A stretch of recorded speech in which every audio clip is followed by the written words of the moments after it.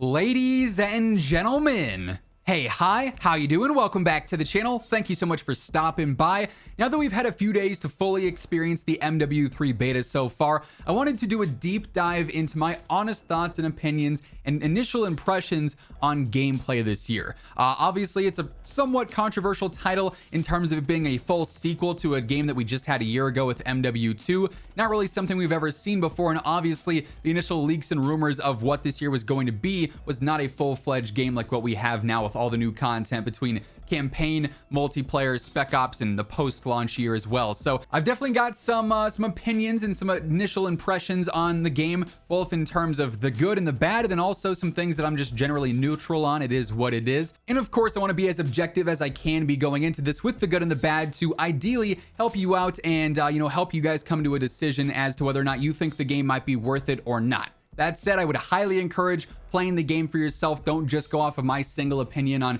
what I like and what I don't like. The open beta is going to be available obviously with this weekend and then going into next weekend as well on all platforms. So definitely give it a test if you can to form your own opinion based off of your feeling of gameplay. But with what I've got so far, there's a lot to break down. As we get into it, if you enjoy the video, do me a favor, drop a like on it. And if you're new here, you want to guarantee you're always up to date with all things going on in COD, be sure to hit that subscribe button as well. As far as my neutral, opinions here, I don't really have as much as opposed to Warzone, where there are a few other things that just existed and I don't really have deep opinions on them. With this, it's just the maps and multiplayer. Obviously, they're not technically brand new maps because they are the MW2 2009 remastered maps or remake maps.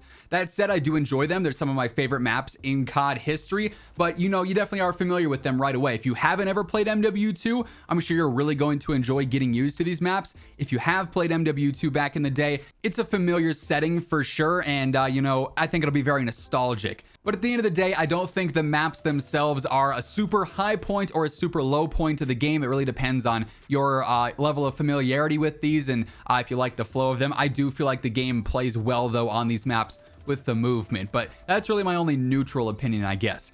Getting into my pros with Modern Warfare 3 multiplayer gameplay, I got a significant amount of things here. Initially, one thing that stood out to me right away and definitely evolved more as I was playing more and leveling things up and unlocking new ways to enhance this, the audio. It's definitely a step up from MW2 in terms of footsteps and general awareness. So many times in gameplay, I was able to know, okay, there's two enemies definitely running around this corner, or this enemy's pushing me from this part of the map. And then you level things up and you get like the awareness perk, and you can hear footsteps even better. I feel like the directional audio was very solid. Vertical audio is always pretty bad in COD. I don't think it's necessarily any better in this game. It's kind of hard to make that a really good feature, but directional audio was very clear and precise to me, and I really enjoyed how that sounded so far within multiplayer.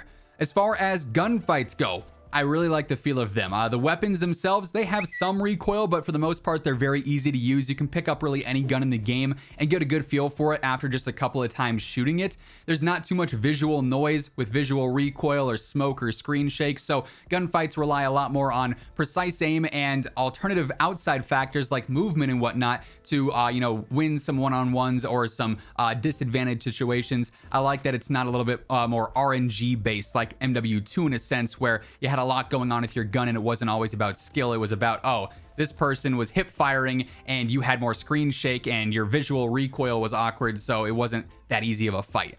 Gunfights are a lot more straightforward, I guess, is the point I want to make there. I mentioned movement. I thought movement in this game was very, very good right out of the gate. It's not perfect. The whole delay after slide canceling, I feel like, is unnecessary. I feel like they're trying to say, hey, there's slide canceling, but it's not the OG thing, so we have to have this slight tweak. I don't feel like that's necessary. Have the faster speed of gameplay, have the faster pace there. No delay, I feel like, would flow really well and even better. That said, the movement for what it is now, even with that, is still so much better than MW2. It is night and day. It's not even remotely similar with the sliding, the canceling of said slides, just pristine. The jumping and the B-hops in this game, not really as useful, but I'm okay with that. We had that all throughout MW2 and Warzone 2. It's nice to have, sliding back and have alternative means to the schmovement, as we call it here on the channel. Going back to the gunfights a little bit with the TTK, felt phenomenal for multiplayer. 150 HP is really a solid sweet spot. Some weapons up close absolutely fry. If you're landing those headshots or using an aggressive sub, really good. Over range, you definitely notice damage drop off, so you're going to have to build weapons out to be efficient there. I like the balance of the TTK and the weapons there for sure. Another thing that I thought was super underrated, it's been in COD with MW2 here, but the ability to toggle your streaks between kill streaks and score streaks, that's a huge W in my book. I prefer score streaks, but some players don't like to play the objective and they just rather focus on their kill count, and that's awesome. They can play their way, I can play mine, and it's the best of both worlds. The new perk system, I actually really like. I feel like you can really lean into your style of gameplay with the perk and gear hybrid system with the vests and then the initial gloves, boots, all that stuff there. If I want to go all in on mobility, I can. If you want to be a bit more tactical and have some advantages for a longer life because you know you're going to go for a high streak, you can play like that too. It really offers some cool and unique, diverse gameplay there, and I was a big fan of that. Then lastly, the cancel mechanics. I brought this up a little bit with the slide canceling, but that's back. The reload cancel is fantastic. It's just nice to be able to have full control over your player and you're not getting stuck in animations anymore. Beautiful, beautiful update there. Now moving on from my pros, there are also several things that I'm not a huge fan of with this game, but I will say admittedly a lot of this is very niche. It's a lot more minor adjustments here and there. For the most part, there are some more outstanding things that I'm not a fan of, but I had a harder time figuring out things that I didn't like with this game as opposed to things I liked, which is a polar opposite situation of last year with MW2, which is probably my least favorite multiplayer experience ever in Call of Duty, if I'm being brutally honest. But as far as my cons go initially with MW3, by far the biggest standout issue for me is the spawns. Across all modes, they don't work well. In some of the respawn modes with, hardpoint domination, the objective-based respawn modes, you're spawning mid-map awkwardly a lot, and I feel like you should be a little bit more sticky with those spawns with your home flag. And then on the inverse with TDM, the spawns were almost too sticky at times. You were getting spawn trapped there. The spawns didn't really feel consistent, which I was a little bit surprised by because Sledge, at least in Vanguard, really perfected the spawns really well throughout the year on a lot of maps. So hopefully that's the case here. They're just learning it more now that they've seen a more widespread test with players and they adjust those for full launch because the spawns definitely were not good in a lot of situations. Another thing that right away I wasn't a big fan of, but I think this will kind of correct course over the course of the year, the Guardian spam. That streak is obnoxious. It's really powerful. It slows you down, it blocks visibility, and the sound is just awful. Not a fan of that streak whatsoever, and it's the default streak on everyone's initial loadout, so unless you go through and manually change it, everyone's getting Guardians constantly, and it's just spammed throughout the game. I do think as people level up more, they'll change away from that, and especially in the full game, but as of right now, in that current state, that streak is not it. Not very fun to play against, or with for that matter. This is a bit of a small one, but I want the kill counter back when you're going on streaks, so when you're playing in game, you get 1 kill, it pops up in the bottom, 1 kill streak.